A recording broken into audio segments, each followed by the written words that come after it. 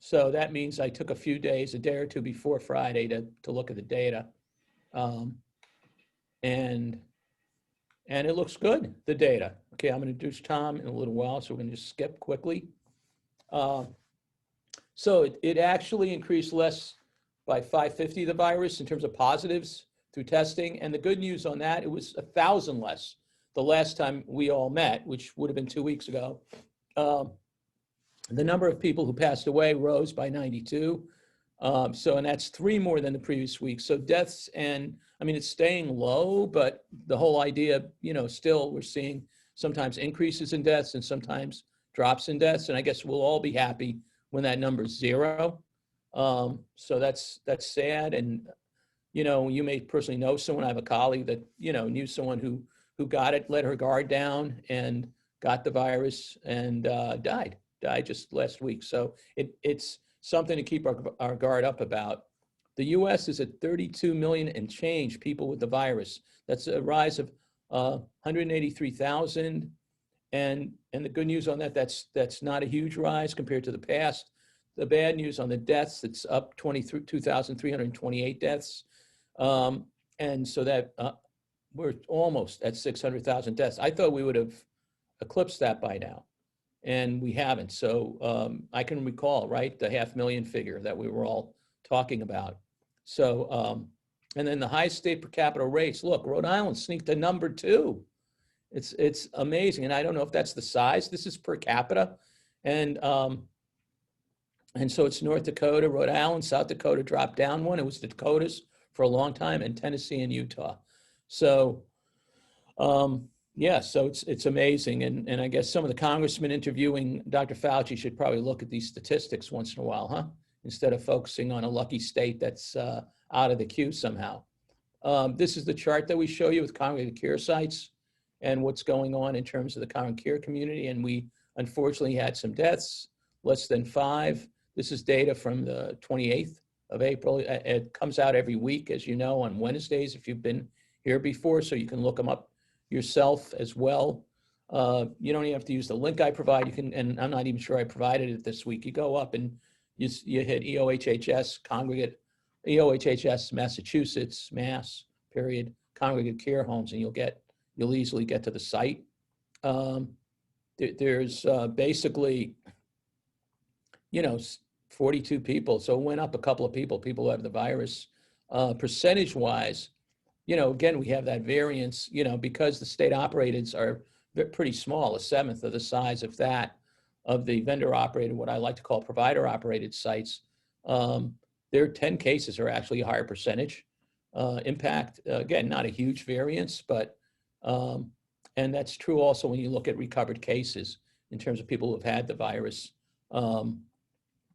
And basically, it increased by 1 in the last time we visited this. With 42, we were at 41.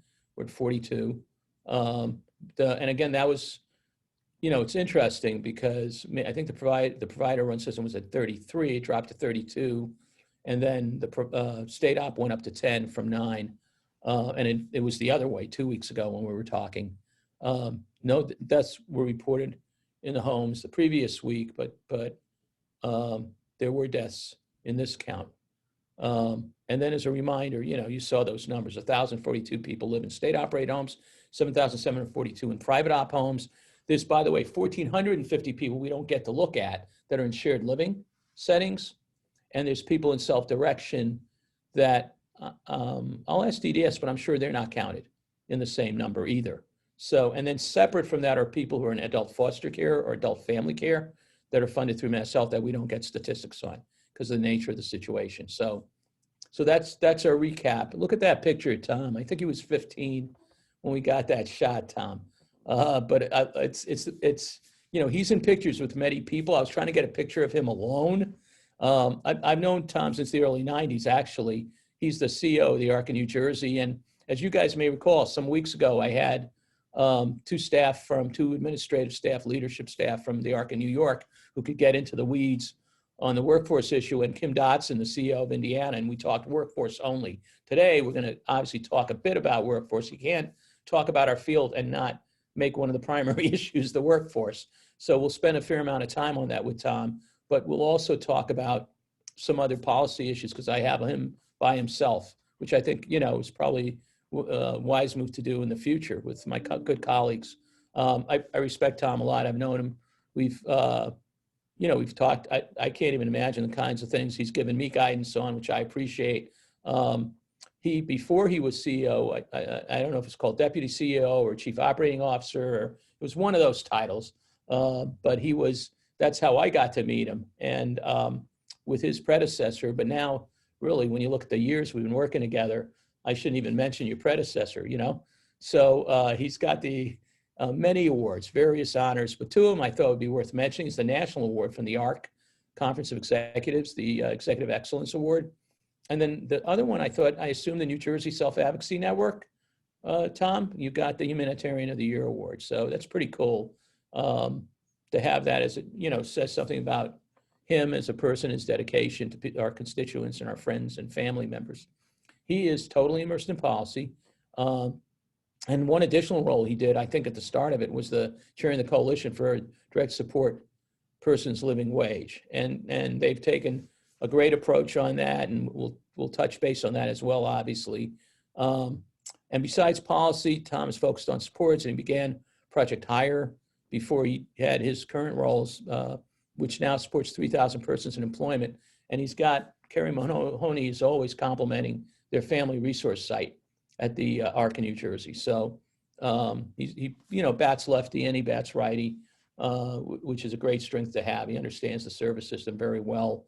And what you have to appreciate, when supported employment was new in New Jersey, the state affiliate's the one that took it on. So, and I remember that from the early days of talking to Tom about that. So it's really a different model that we have in this state. So I'm gonna get out of here, get out of the, that's weird, huh? I'm gonna stop the share, I guess, to get out of the high screen. That's what I'm gonna do. All right, so Tom, welcome. Well, thanks, Leo. Yeah, how you doing? Yeah, I'm doing great. I'm delighted to join you. You're right. We've worked together for a long time, and you are always a go-to resource for me. And I always appreciate sharing ideas, talking through problems, sharing policy issues. So when you invited me to do this, I was just delighted to join you. But I should note two things. Not terribly happy the way the Red Sox treated my Mets. So let's just go right to the source here. And the second thing is that picture's only 2 years old. So I think the pandemic took a little toll on me. Oh my God. Okay, great. Good point. And look, what can we do about baseball? You Giants beat the Patriots twice in the Super Bowl. So yeah, we'll call that even. Was painful, right? that was talk about that thing with the ball in the top of the head, and that was talk that could have. Oh my God! When you're destined, you're destined, right, Leo? You're right, because any of the ones that the Patriots won, a few of them could have gone either way, right? Yeah, you win a few. I don't want to hear you guys complaining. So no. You've won more than a few, so it wouldn't get us anywhere right today. You're right, but remember, we had to live with the Boston Patriots for a long time, and we had the dry season of the Red Sox for years, decades. So, but of course, I was a Mets fan growing up. Let's get that straight. Oh, I knew there was something about you I really liked. I guess that's what it is. I lived a bus and very short subway ride away. I grew up in Queens. So, and I did see Mantle and Maris play when I was 6 years old. There you go. The bleachers was right behind them. So, but that was a lucky break. But anyway, so great to have you on. And I do miss, boy, I'm going to have to make a visit down there as soon as the roads open up or yeah. You're always welcome. All right. Looking forward to it. So, Tom, let's start with workforce because, on some level, I feel guilty about, it took us till 2017 to really get, we were always supportive over the years. We had the Campaign for Access to Excellence in the 90s. It's not like it ever totally disappeared, but we allowed the trade organizations, and we still do. We want them to take the lead because they're trade organizations, but we sort of took a really back seat for a while, letting, that be defined for us. And then in 2017, we did a huge report here on it. We used some of the trade info, but we also did a bunch of our research and looked at nationally what was happening. And sort of feel like we should have probably done that some years earlier because it's been an unbelievable, and I think you guys probably started a little earlier. Tell me about what it's like in New Jersey, turnover and what you've tried to do before COVID. Sure. COVID. You just sit here and you look back, it's been a year, right? It's been a year of challenges. And it looks like with your data, and certainly from our data, we're slowly coming out of it. And I really feel that there's, hope on the horizon coming forward. So, it's really distinct. Pre-COVID, I love pulling together coalitions. It's something I just enjoy doing. So whenever there's a real issue or crisis, I always like to pull a coalition together. And we were facing workforce crisis 15, 16, 17, 2000. Yep. And we looked at everything and we realized fundamentally it was about wages, right? The wages weren't there. And you can talk about a lot of things, but you can't get staff through the door for an interview unless the wages are livable and reasonable.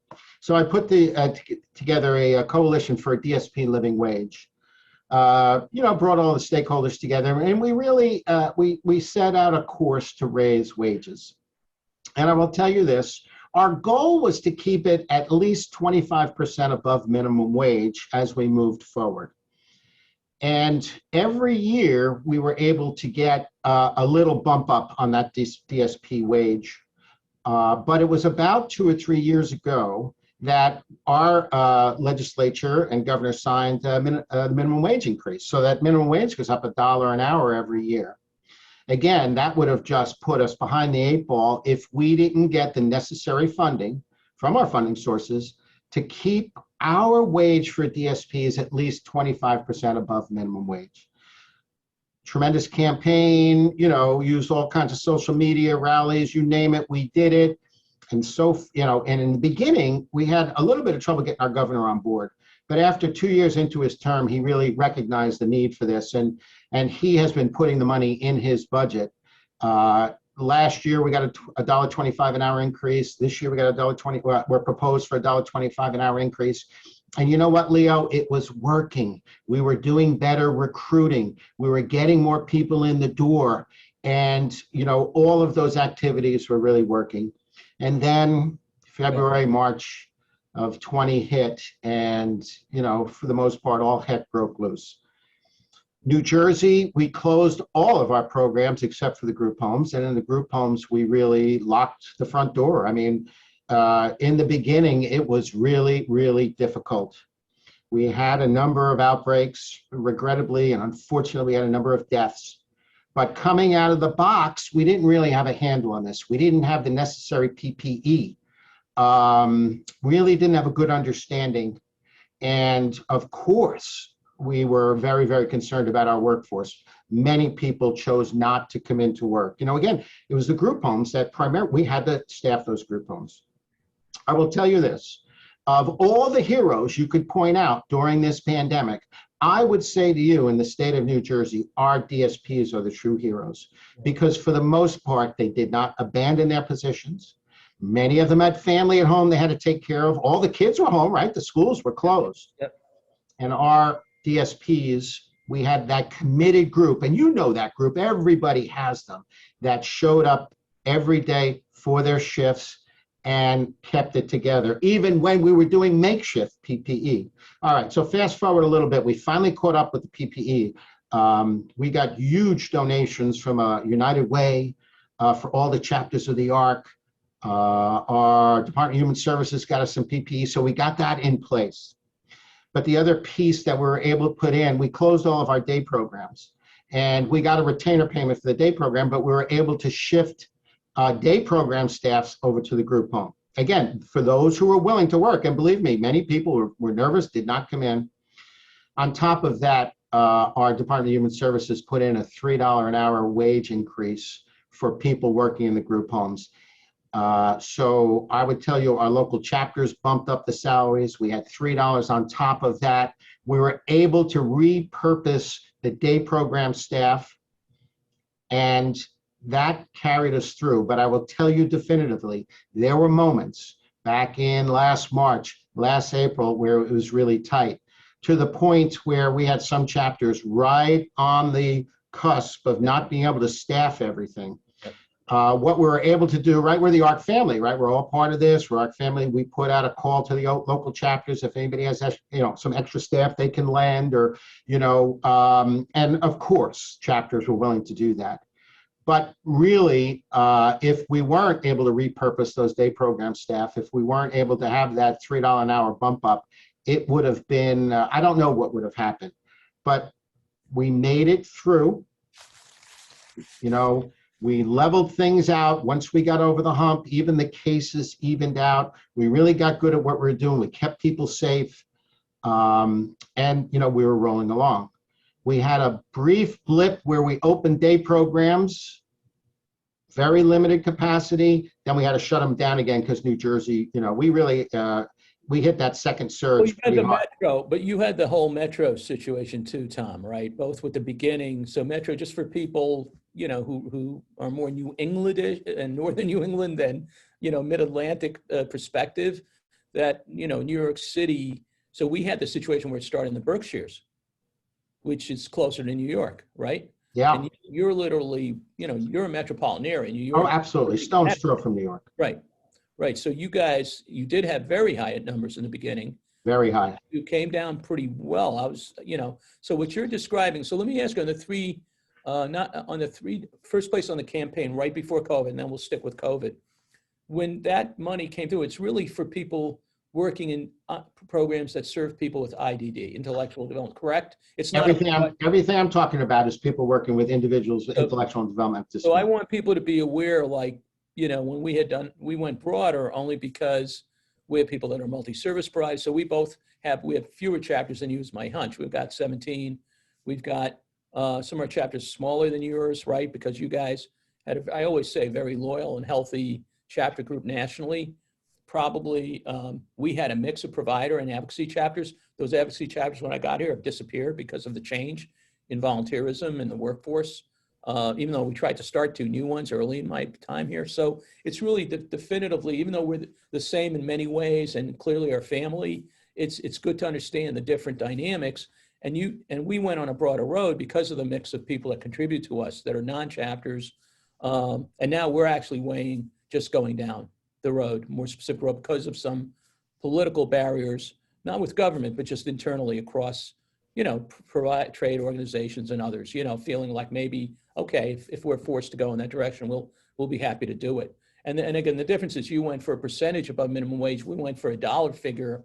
I love the percentage thing. It's a great strategy. So, and did that affect family sports services too, or was it mainly around employment day and residential? Can you, when you got them? Yeah, any direct support professional, any program that had a direct support professional tied to it was included in this. Okay. So I will tell you this, though. A few years into the campaign, we were butting up to what you could expect. Some of our management staff, you know, the DSPs, that was creeping up, and their salaries were not going up. We didn't. I was going to avoid that. I was going to ask you that later. So we were able to include that in our advocacy, where now supervisory staff are included in the rate increase. Now, they don't get the full $1.25 an hour, but they get a piece of that. So we eliminated the compression issue, because every time we get an increase in DSP wages, we also get money to increase the supervisors and group home staff, managers. That was really important to us because we were butting up against the issue with overtime. We had some of our DSPs making more than the managers, and that was a huge problem. So for the last 2 budgets, we were able to address that compression issue with funding to, you know, provide support for that. Does it go up to the program director level too, or is it the house manager and direct manager? House manager, yeah, just like frontline supervisors. That's correct. Absolutely correct. Okay. Yeah. That's still tough. You'll have to, you know, crack that nut soon too, the other compression. And because it sneaks up on you. Yeah. OTs, PTs, clinicians, right? You're going to have that dynamic because you lose them to school settings, right? Hospitals. All the time. Yeah. So this is the thing. It's not really like we have a big state. Do you have a big state employee system for providing direct care in your state? So we have residences that are provided by state employees. That's that. No, we don't have any. Okay.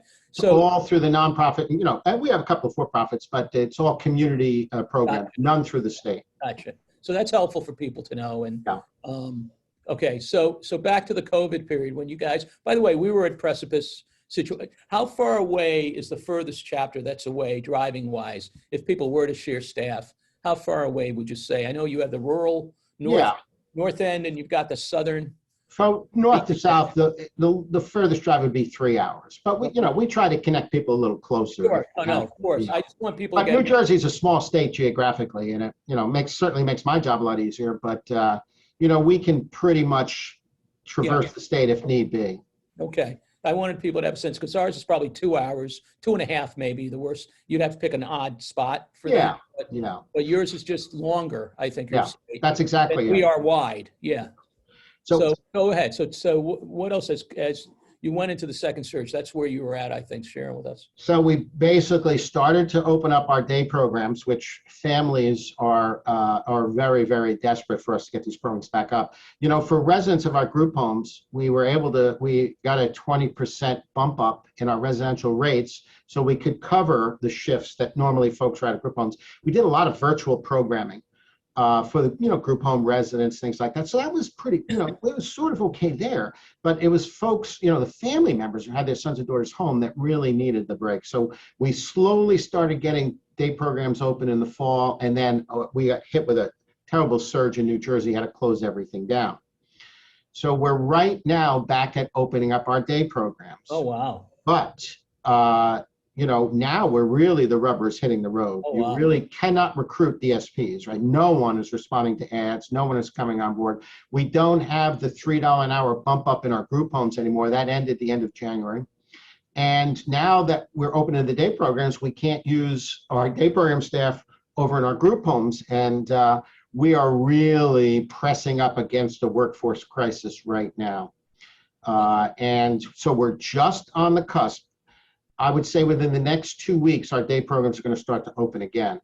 And we're going to open up at 50% capacity, see how that goes, and then increase it from there. But that is going to offer a number of challenges for us. Many of our DSPs that were furloughed, they're collecting unemployment. And with the extra money provided by the federal government, in some instances, they're doing as well, if not better. And there's not an incredible incentive to give that up to come back to work. So we're facing a number of workforce issues now that we're just working through, looking to see how we are going to, assess where we're at and what we're gonna have to do to move forward. But it's going to be a challenge. I can see it right now. It's going to be a challenge, and I'm not even sure we can open at 50% if the workforce doesn't come through on this. So we're watching that very closely. We're looking at that, and I expect in the next couple of weeks we'll know exactly where we're at. So just for background for you, and I'm not sure how much the people know on the phone, but we opened probably, it was like at 35 or 40% because of the distance limitations, and some places had to close down 2 or 3 days, but we've been open for months at this point through the second surge, but places did have to close down at times, and everyone was different, right? How they handled it. 1 day, 3 days, school settings would close for a week. Yeah. Maybe, right? So, but here's the thing. It was really tough because how do you get enough money to serve 35 to 40% of your people, right? And now going to 50%, 55%, which because the rules changed on distancing, they were having the same problems we were having opening.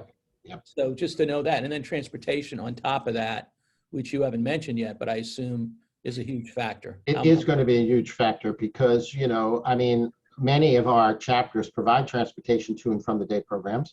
So you have a 12-passenger van that used to pick up, 10 people. You could maybe put 3 in there to keep a 6-foot social distancing, which is our rules. So I was just on a call this morning with a local chapter trying to figure that out. Transportation is going to be a huge problem.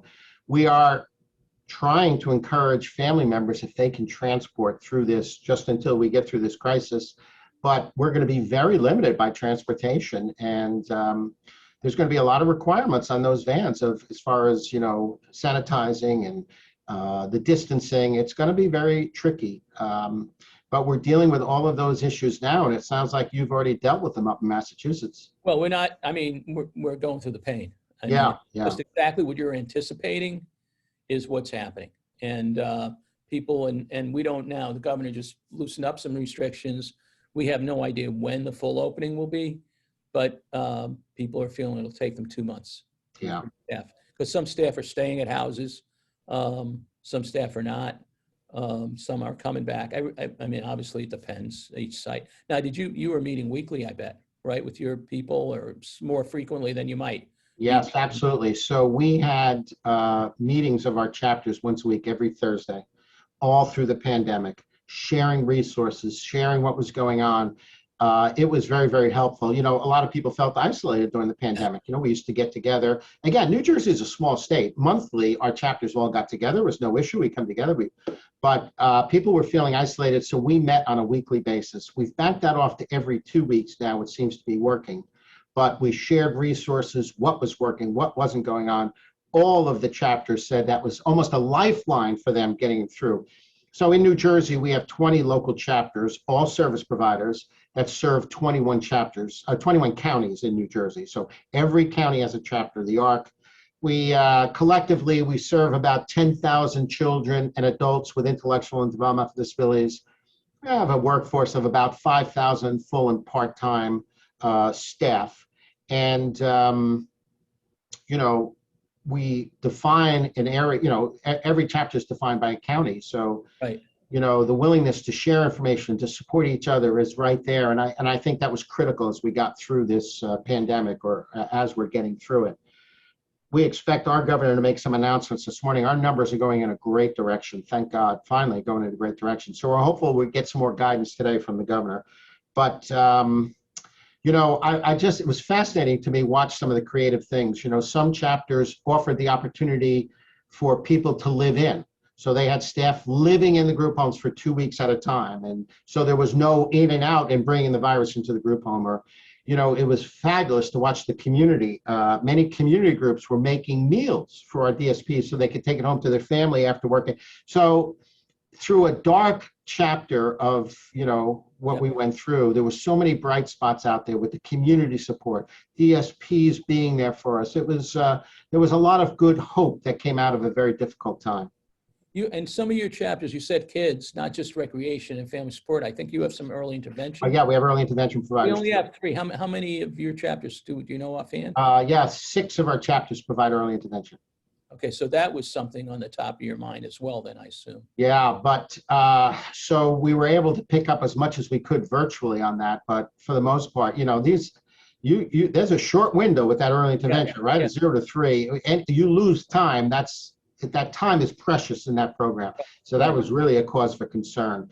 But, you know, we were able to piece it together where we could. And, you know, the live visits had to stop, right? Absolutely. We weren't able to go in, you know. Yeah. Our Department of Health in New Jersey took a very conservative view on the pandemic and really put in very strict requirements. So like you guys opened up your day programs, our Department of Health really kept close, you know, hold on that and only gave us permission recently to open. So it was a more conservative view of things. There's plenty of naysayers when our day programs open, trust me, from the health community that were concerned that we were opening.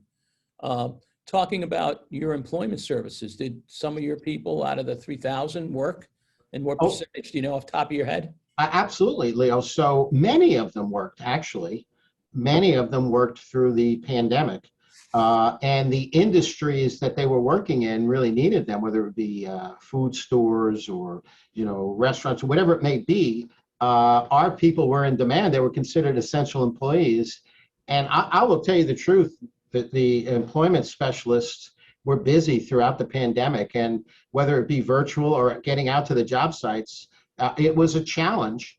But more people than you would think stayed working, went to work. You know, there's a cliche that people with intellectual disabilities are dedicated workers. Well, guess what? During the pandemic, we learned how dedicated they were. They did not want to miss any Work. We got them out there. We had to address the PPE issue, making sure everybody was safe. So there was a lot of challenges with that. But, you know, many of our individuals stayed employed. And now we're almost back up to full workforce as far as our people out there. So that program wasn't impacted as much as you would think it would have been impacted. Wow. That's what I wondered. So yeah, especially where you guys had such a mass of people, I was curious about that. And I'm sure people are, you know, because you'd hear about it here, but you have such a focused interest in that area that I knew you'd have some interest in data. Yeah. What do you think now as we come out of the COVID? I know we're weighing, you know, how aggressive, how, you know, I don't think we can afford to be less than assertive about the needs of the workforce. And I want to talk about 1 or 2 more topics before I let you go too. So I want the people in the audience to know we're going to talk about a couple other policy areas. But I know in New Jersey, I mean, you're coming out of this, you realize you've still got a serious, you've got an even more serious problem, right? Like we do at the end of this pandemic and recruitment and all of that. Do you think people will look at you like you have four eyes when you go in to ask them for a significant increase? Because that we plan to go in, and actually we're asking, we have a rate setting process, and we may be a little different than some other groups. I'm hoping we'll be aligned with at least the trade in our area, but we're going to ask for, we are asking for 13% rate increase because of the minimum wage increases over the next 2 years that it will be at 11%. So we're not even asking for 25% more given the prices, right? Given the financial crisis of the Yeah. state. We should be asking for 20, we should be asking probably for 14 and a half or whatever. Yeah. But what do you think you're going to be doing? So we already know the governor in his proposed budget, right? So we're on a state fiscal year, July 1.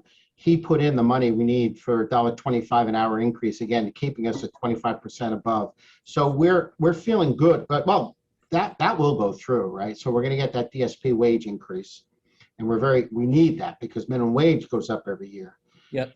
Where we're struggling with rates is early intervention. Our early intervention system hasn't had a rate increase in 15 years. Wow. So we're pushing hard on that. We're looking for a 10% rate increase for those services.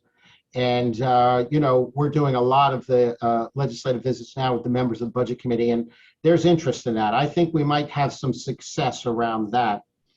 But there is a tremendous amount of emphasis in New Jersey on employment for people with disabilities.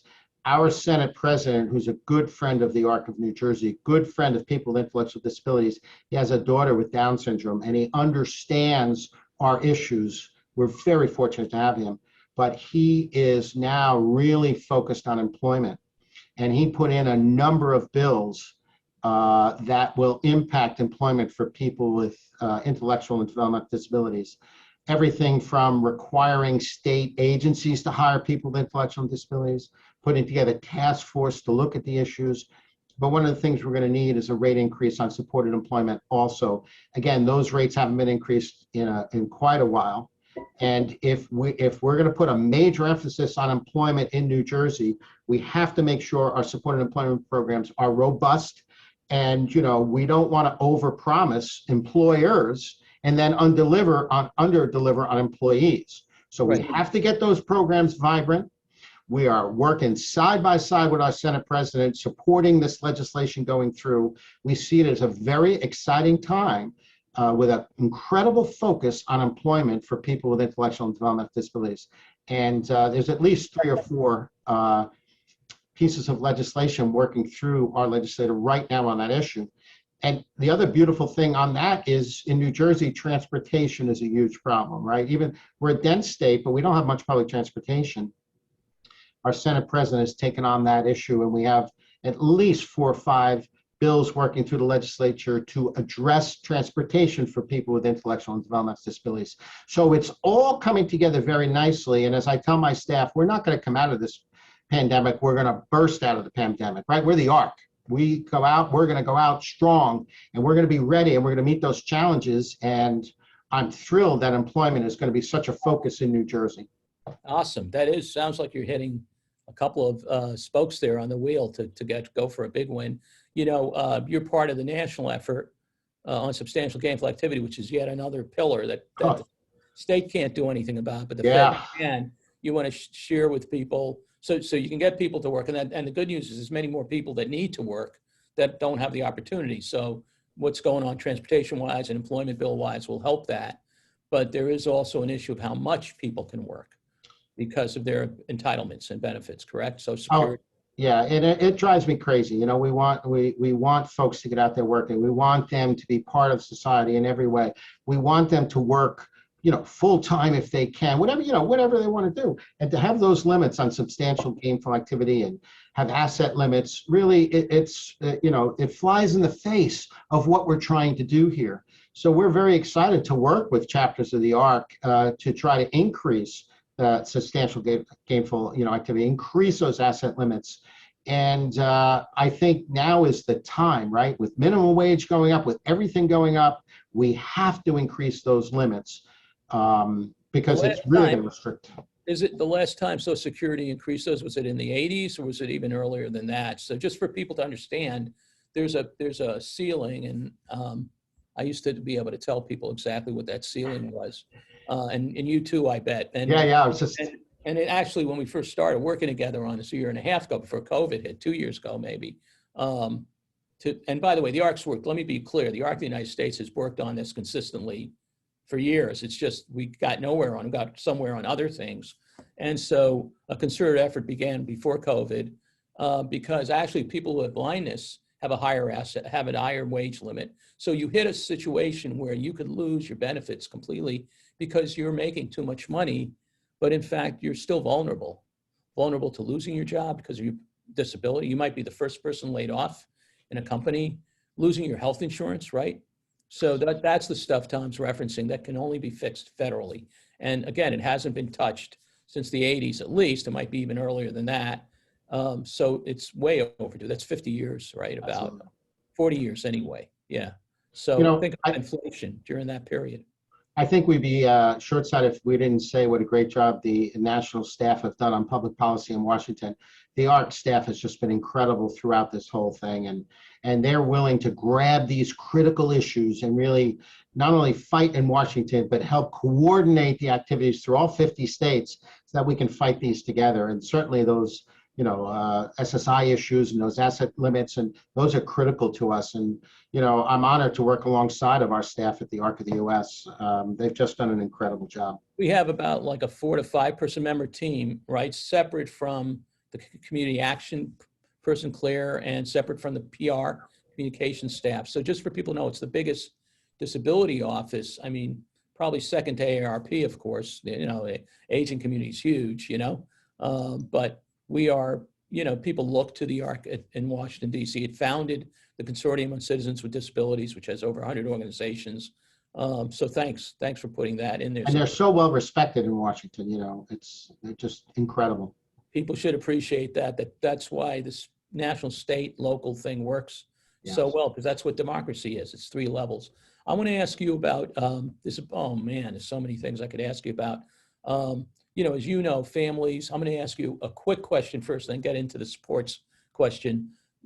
Families have been, as you said, you want to open because the people have been stuck at home, especially with families. And they're yearning for connections and, livelihood, but also the families are yearning for, everyone wants some distance, it's normal. So not just so emotional distance once in a while. So what happened for families? I found we failed more at getting more resources to families during the pandemic. I felt like, we get something, and the best we had it was early in the pandemic. And then people who needed cueing and prompting, they sort of lost out. People who couldn't handle virtual lost out. Did you have that same experience? Were you trying to get them more resources? And what do you think of people who are guardians and people who, are responsible parties to be able to get PCA funding, to be, didn't this give us a lesson on that? It really did, and I agree with you. I think they had more challenges during this whole thing. It was difficult. We did make some changes, like we allowed family members, parents could become the service providers for their kids. We made that accommodation during the pandemic. So if they couldn't go to work because their son or daughter was home, at least they could, get something as a caregiver there. The other thing we found out is that people at home with mom and dad didn't have the electronic equipment to stay connected.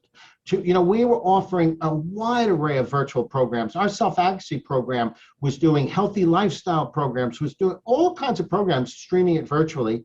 And we realized many people at home didn't have access. We teamed up with our DD Council and we put out grants to family members. They could get up to $500 to purchase a computer or $250 to purchase a tablet. It was well over $200,000. So we got out as much support to the families as we could. But at the end of the day, you're right. Virtual doesn't work as well for some of the individuals we support. And staying in and staying at home and missing those routines was a tremendous struggle. And I am amazed that how well some of the families did during the course of this. It was extremely challenging. I mean, I would worry now because as you get to the end, sometimes you loosen up and and get even more bummed out if things don't go as you expect. You've been holding out, you've been holding out, you've been holding out, and then suddenly, oh my God, I this is know. a third of what I need. So we should be aware, in both mental health wise and health wise, what our Absolutely. constituents and families are facing at this point in time. I want to ask you, I know New Jersey has a transparent supports program, and I know you and I kicked this around a couple of years ago, maybe 18 months ago. And at that point, you were saying how much work it was for people, but we have a lot of people in our state that, well, we have probably around over 1,000 people that do self-direction.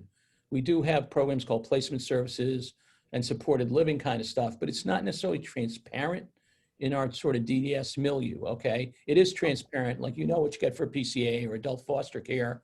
But if you're trying to put a package together, it's sort of magical how, and you can understand why that happens, right? Triage at the area office, they're trying to serve as many people as they can, the limited dollars they have. I get it. There's different interests in play here, or different needs in play, I should say. They do have the same interests as we do, the state and the ARC, and we're all trying to help people. But sometimes the pressures are very different, right? And so how is that sports program going from your perspective? And you don't have to be the expert on it, but I know, where you do support employment too, it clearly is a sister to what Right. you do. So I think the supports program in New Jersey is working, pretty well. I mean, everyone on the supports program is guaranteed a day program or an employment program, right? And then depending on, your assessed level, you get $5, $10, or $15,000 in addition to that to get respite services or anything else you want to do on top of that, as long as it's a waiver service, you can access. So you can do that either provider agency, or you can do it self-directed.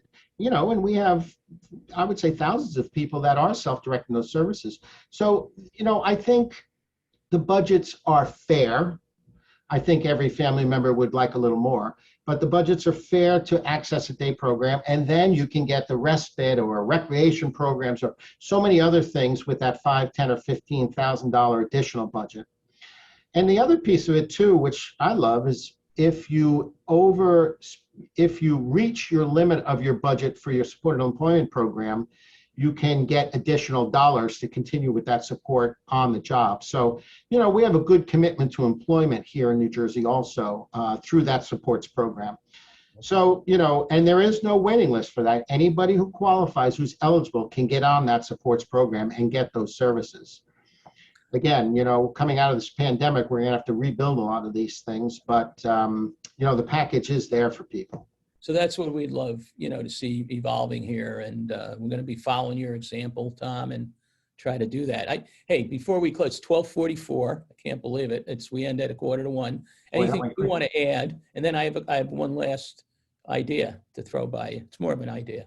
Well, I always say thank God for the ARC, right? Because families rely on the ARC, families need the ARC.